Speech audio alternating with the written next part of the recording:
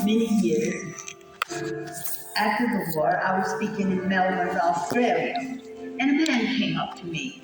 Now, I recognized his Dutch accent, but he said, Miss Temple, don't you recognize me? I'm from your hometown. I took one of those Jewish babies.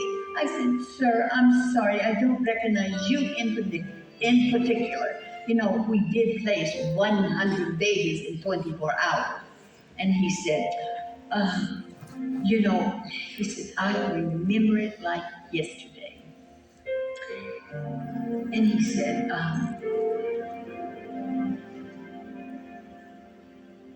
he told me that he and his wife had been expecting a baby. That they had that little crib in the baby room, clothing all ready. But there had been a miscarriage. And they were in very bad grief to have lost that child. And then one day, to his back door came one of my teenager girls, thump, thump, thump, holding out a baby boy. Said, Miss Timbone says, if you don't take this baby, he is sure to die. Into our arms, he said, came a beautiful baby boy. They named him Martin, not so Jewish name. But that boy knew his story.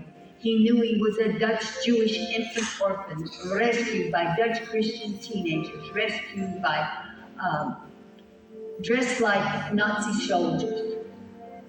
Friend, the Timbones helped maybe 800 Jews. What a tiny, tiny number compared to 6.5 million that perished.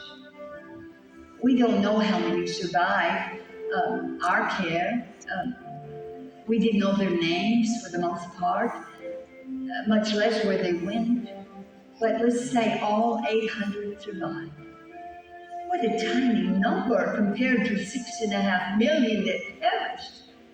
But I speak for my whole family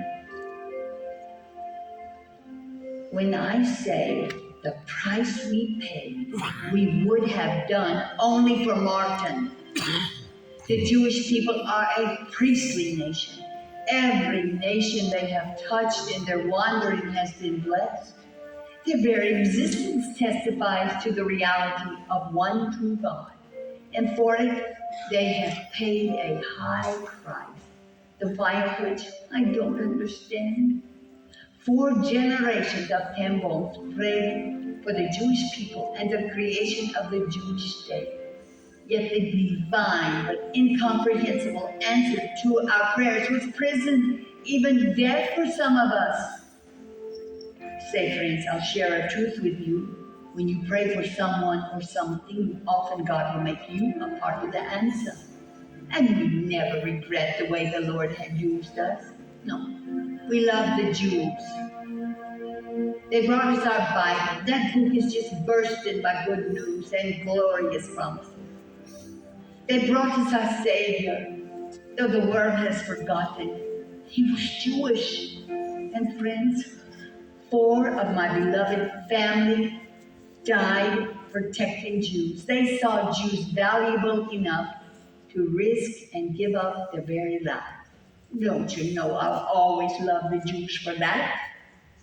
But we're conscious that times are serious all over the world, and that tiny Jewish nation in extreme crisis. Why, her neighbors say they want to push her in the sea. So what a joy it is. I can read from this book that does not change and see a little bit of God's side of history. And from his prophet Jeremiah, God says that as long as the sun shines by day, as long as the moon and the stars shine by night, as long as those waves crash down on the shore, the Jewish people will never cease to be a nation before him. And that promise, I believe, makes me very happy. But now, what about you? I know there are people here tonight who either right now or sometime in the future will find themselves in a very dark place. Say, I know from experience what it is to labor under the burden of hopelessness and despair. So let me remind you, every experience the Lord will allow in your life is the perfect preparation for the future that only He can see, why He's preparing you for something. He has a plan for your life. And who knows? But what He did not call you here tonight to hear my story for such a time as this. Now, before I go, I do want to bless you. And I think I will do it in Hebrew. Yevareka Adonai v'yishmereka, Ya'er Adonai panav elecha v'yihuneka, Yisa Adonai panav elecha, v'yashem laha shalom.